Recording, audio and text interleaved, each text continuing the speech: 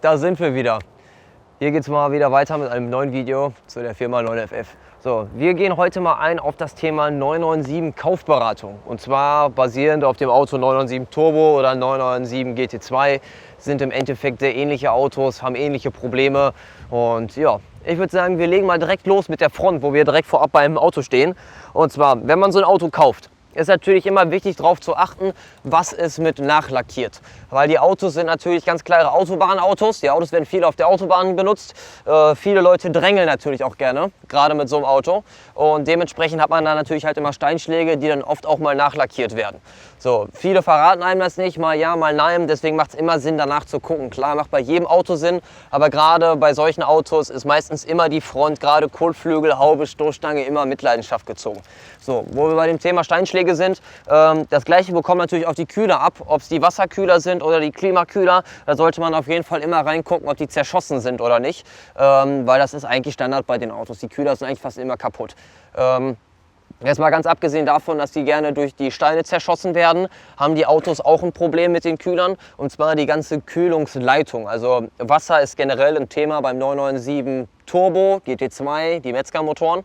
Klar, beim GT3 ist auch ein Wasserthema, aber eher auf Motor bezogen. Bei den Autos ist nämlich das Problem, dass die ganzen Verbindungsrohre vorne alle von Aluminium auf Plastik wechseln und Aluminium wieder auf Plastik und dann Edelstahlanschlüsse da drin haben oder Stahlanschlüsse und dazwischen korrodiert es. So, das heißt, dadurch, dass dazwischen die Korrosion stattfindet, hat man dann irgendwann Wasseraustritt an den ganzen Stellen. Deswegen empfehlen wir gerade Leute, die Autos haben, die mehr als 120.000, 130.000 gelaufen sind, immer diese Kühler zu tauschen und vor allem diese bekannten Stellen, wo halt das Wasser austritt. Ja, weil keiner möchte am Sonntag mit seiner Frau irgendwo liegen bleiben, weil Wasser rausläuft, ist immer ärgerlich. Aber natürlich besonders, wenn man seine schöne Eisdielen-Ausfahrt macht, kommt das natürlich besonders blöd. Oder Porsche-Ausfahrt, Porsche-Treffen, was auch immer, was man gerade zu tun hat mit so einem Auto. So, sind wir schon mal mit dem Thema durch. Bleiben wir gleich mal beim Thema Wasser und gehen mal auf das Thema Wasser beim Motor ein. So, vielleicht hat der eine oder andere schon das Video gesehen. Wir haben gerade erst ein Video gemacht zu einem GT2, der letztens wieder bei uns war, um die ganzen Wasserrohre zu tauschen.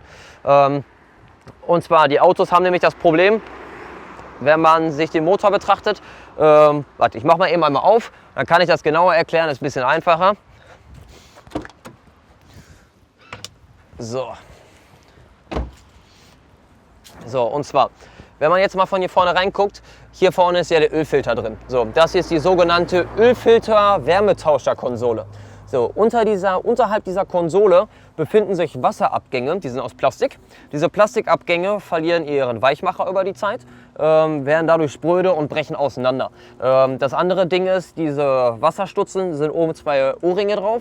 Die O-Ringe nehmen über Jahre lang dieses ganze Kühlwasser aus, härten aus diese Ringe und werden ganz platt, und dann läuft das Wasser natürlich dran vorbei und es läuft auch aus. Das heißt, wenn man so ein Auto kauft, macht es immer Sinn, hinten mal reinzuleuchten. Man sieht zwar nicht mal besonders viel, aber wenn man da mal vorbeileuchtet, sieht man schon relativ schnell, ob hier vorne irgendwo Wasser auf dem Motor ist. Oder wenn man von unten guckt, ist auf der Zylinderbank 1 bis 3, auf dieser Hälfte, ist unten so ein Überwurf. Das ist der Ölrücklauf von dieser Ölfilterkonsole.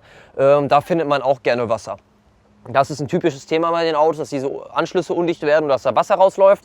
Der andere Knackpunkt sind zum Beispiel jetzt dieser Heizungsverteiler, so nennt er sich, Heizungswasserverteiler. Da vorne sitzt auch der Wassertemperatursensor drin. Da fallen gerne diese eingeklebten Anschlüsse raus. Der Kleber wird hart über die Zeit. Die Autos, muss man ja leider sagen, kommen langsam in die Jahre, sie sind ein bisschen älter und dadurch bricht halt dieser Kleber auseinander, die Anschlüsse fallen raus, bleiben in dem Gummischlauch stecken und das Wasser tritt aus. So, findet man auf der gleichen Seite, weil sich das Wasser auf einer ähnlichen Stelle oben auf dem Motor sammelt und muss an der gleichen Stelle runterlaufen. Also wenn man da schon Wasser sieht, weiß man, okay, da muss man größer angreifen, der Motor muss definitiv raus, man muss ein paar Sachen daran machen. Was sonst ein Thema ist, die Autos, wenn man das Gefühl hat, man gibt unten raus Gas und das Auto kommt erst oben rum wirklich. Ist ja sehr untypisch für ein VTG-Auto. Ein VTG-Auto ist natürlich dafür bekannt, dass die VTG-Verstellung zumacht, um Ladedruck aufzubauen, dass er dann unten raus gut geht. So.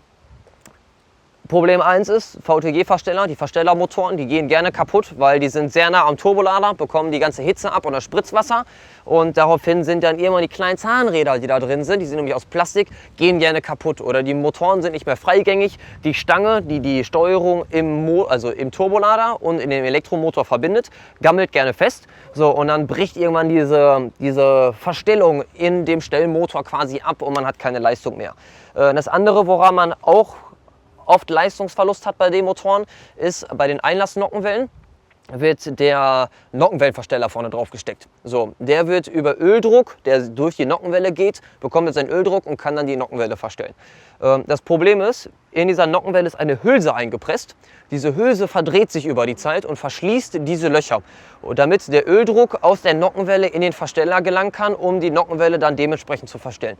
So, deswegen machen wir das immer so, wenn wir so ein Auto haben und dieser Fall ist bekannt, müssen die Nockenwellen einmal ausgebaut werden. Wir verstiften die Nockenwellen, die Hülsen werden zurückgedreht. Wir verstiften die, damit die sich nicht mehr verdrehen kann und das Problem nicht mehr auftreten kann. Passiert eigentlich auch bei fast jedem Metzgermotor. Also jeden zweiten bis dritten Metzgermotor, den ich aufmache und überhole, habe ich diesen Fehler und drehe diese Hülsen wieder zurück. Oder die Hülsen sind kurz davor, dass sie sich komplett verdreht haben und dann dementsprechend halt später nicht mehr diese Verstellmöglichkeit haben für die Nockenwelle.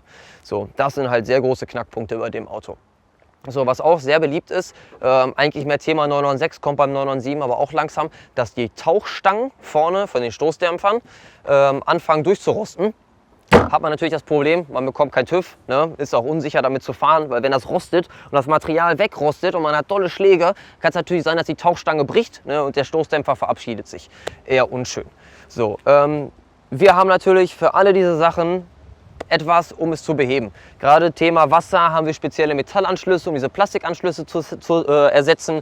Dann diese ganzen Hülsen, die in diesem Wasserverteiler drin sind, die rausfallen. Diese Verteiler überholen wir. Die werden komplett gesandstrahlt, gereinigt. Die Anschlüsse werden poliert, der alte Kleber wird entfernt und werden mit neuerem Kleber wieder verklebt, dass man da ganz viel lange Spaß dran hat und wieder ganz lange das Auto nutzen kann, ohne Bauchschmerzen zu haben.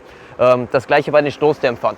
Wir haben eigene Stoßdämpfer für die Autos, die wir mal mit Eibach und H&R entwickelt haben. Das heißt, man kann bei uns auch genauso ein Fahrwerks-Upgrade kaufen, Gewindefahrwerk, dass man später da wieder deutlich mehr Spaß mit hat.